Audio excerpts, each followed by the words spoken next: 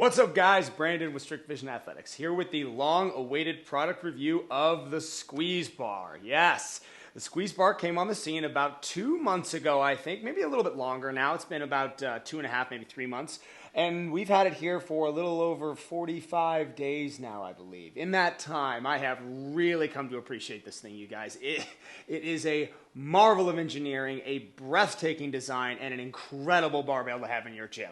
Now let's get into the product review, because obviously I can't just sit here and talk about all the things I love. I got to talk about the critiques. So let's get going. As you guys know, any of you who have followed our page, we go based on pricing, quality, usage, footprint, and customer service, each having its own individual score to give you the overall review of the product itself. Let's start with pricing. Now, we start with pricing just as the flow of our reviews go for every single product, but for this one, I don't want it to seem like this is the one we knock the most, although this is by far the lowest score the SqueezeBar will get. This barbell is the biggest investment you'll make in a barbell that I've ever found. I've never found a barbell that's more expensive than this. Last I checked, it's $2,100 plus shipping. Now, the plus shipping part is very important to pay attention to. This is a German engineered piece. So for those of us here in the States, do the math, shipping is not going to be cheap either. I believe anywhere from $300 to $500. Again, I say last I checked quite a bit when it comes to pricing, because that is another critique I have of them. Their pricing has fluctuated quite a lot since their initial release.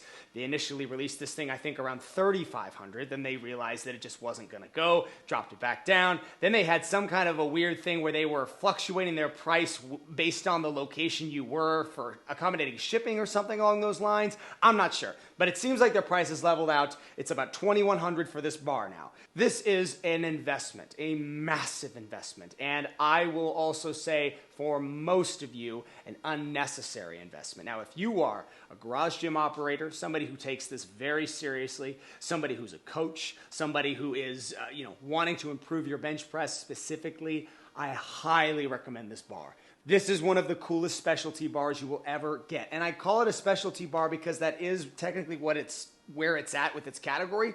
This is closer to a machine than it is to a barbell. You will know that once you get it. It is its own style of resistance. There are dumbbells, there are barbells, and then there's SqueezeBar. While the price is by far the biggest downfall of this is an amazing product. It is incredible and it's one of a kind. It's why they can get so astronomical with their pricing, because they know they don't have a competitor in the market, at least not yet. So, pricing, 2.5. That's a ding. No two ways about it. That is a lot of money. That is a lot of money. For you to spend anywhere from $2,100 to $2,300 to $2,500, whatever the pricing for shipping is for where you are at, this is going to come out of your bank account and you're going to feel it. But that being said, let's get to the quality, which is where that pricing will all of a sudden start to make some sense. Little interruption here with a shameless plug, our newest product collaboration with Plate Snacks. Finally, we can bring superhero training into your gym. These are my designs in collaboration with Plate Snack Technology. Get these on your barbell plates today. They are so cool, located right here in the link. Now back to the video. I'm going to give this thing a 9.8 for quality. It's one of the highest quality scores I think I've ever given. The only reason it's not a 10 is because I have one small critique with the design. When this moves, you have essentially two spindle tracks, one on the right, one on the left, where the handles will move out and in. Now, the trick, and this was explained to me very early on by SqueezeBar, there is a gap right here in the middle where these can and should not touch. So much so that they were like, okay, if you're going to put this bar away, make sure you don't let them hit. Make sure you just set it down gently. When you're benching, make sure you don't squeeze all the way together. Otherwise, they're going to get off the track. They're going to go here in the middle. It's not good for the handles. I immediately heard that sentence, and I was like, well, that's ridiculous. I can't have that. I need to be able to grab this. I don't want to be conscious of hurting my barbell when I put my barbell away, and I want to be able to absolutely squeeze when I get to the top of my reps on bench. So what I did, I took a standard fat grip from Amazon, cheap, 25, 30 bucks, put it right here in the middle, and now my handles have a place to squeeze. My handles have a place to rest. I also put them on the outer ends as well. I did that for two reasons. Getting back to, again, what they told me, they're like, look, you have a vertical loader, which a lot of you guys do. I'm putting my bars in the Iron Throne, as you know. When that happens, this is going to load, and it's going to hit the bottom of the bar. They're like, be very careful, because that'll slam into your bearing. I'm like, okay, I'll just put a fat grip there. So essentially, the only ding to the quality is that I had to do this myself. I had to put fat grips on either side, and I had to put a fat grip in the middle. That's it. The actual make of the bar, other than that, is perfect. Quality, again, 9.8. The only ding is because of the fat bells. Usage, also a very, very good category for the SqueezeBar.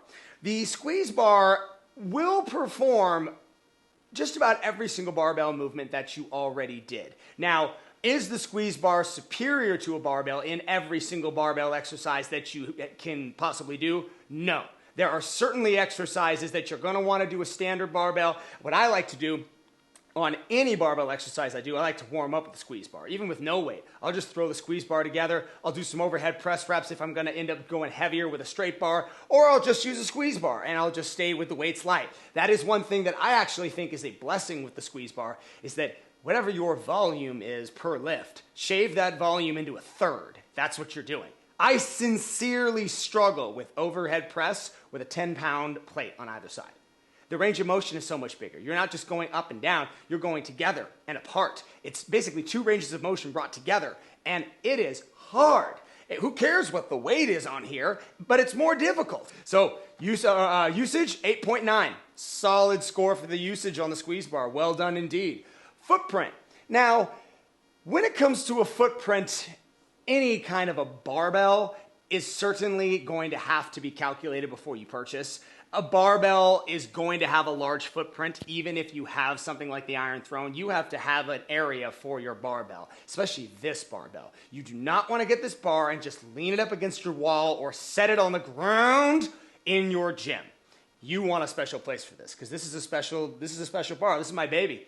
This thing, I really love this barbell. I want to take care of it. You've got to also take care of the track. You've got to apply some, not WD-40, I'm trying to forget. I think it's a silicone spray.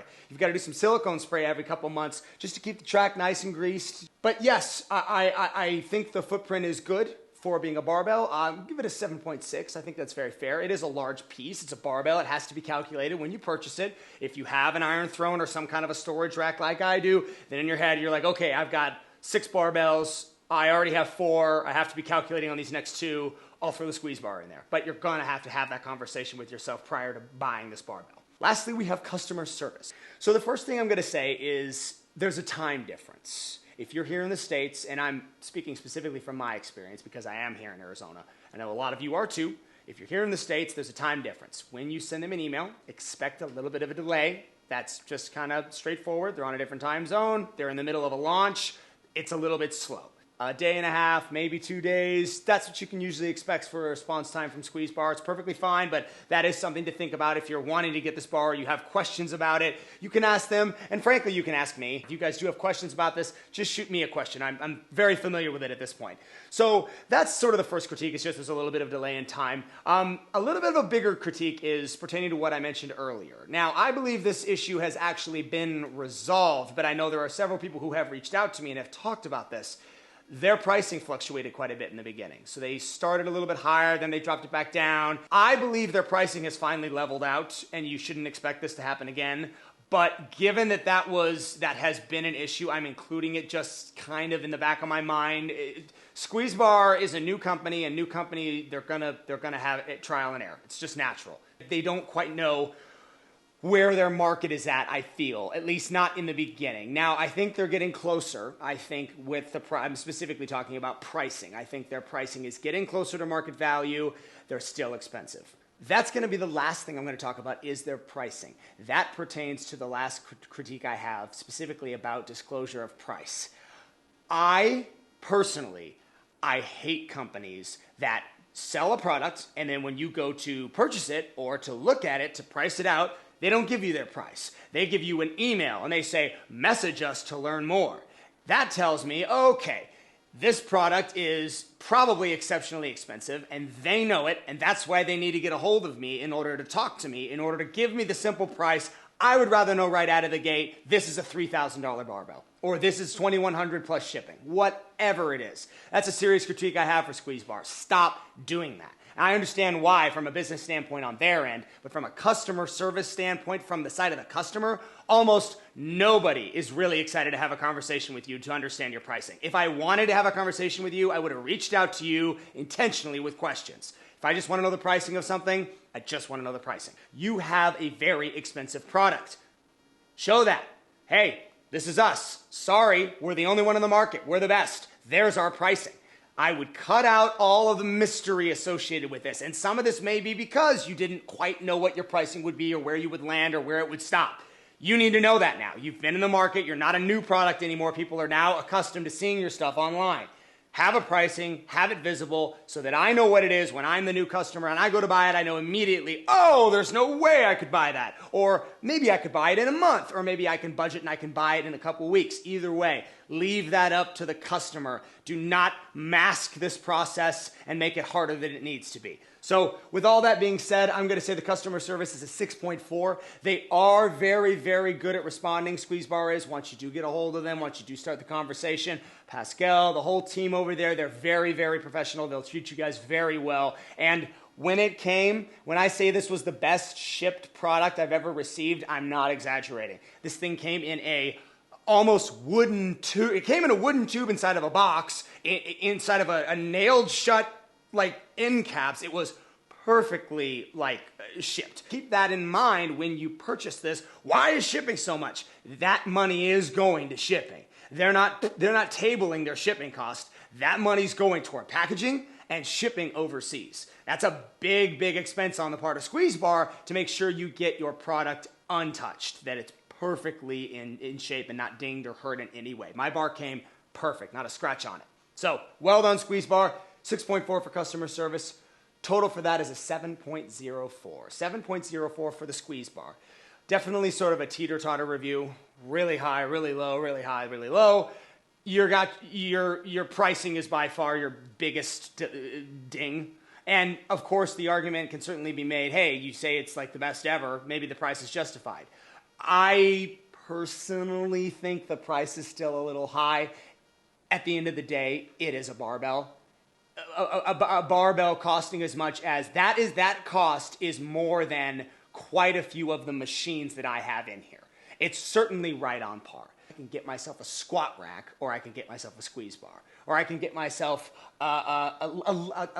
we'll say not a leg press, because leg press can be $3,000 or $4,000. I can get myself a glute ham raise, or I can get a SqueezeBar. You have to think of SqueezeBar in terms of a machine. Stop thinking of it like a barbell, because that, from the side of pricing, that's what you're budgeting for. So that's the only ding. Everything else, pretty darn good, quality, outstanding, best in the world. Well done, SqueezeBar. That's my overall consensus is that this is an amazing product. You guys have changed the industry with this one. This really is special. There's nothing else like it. Well done, and I love it.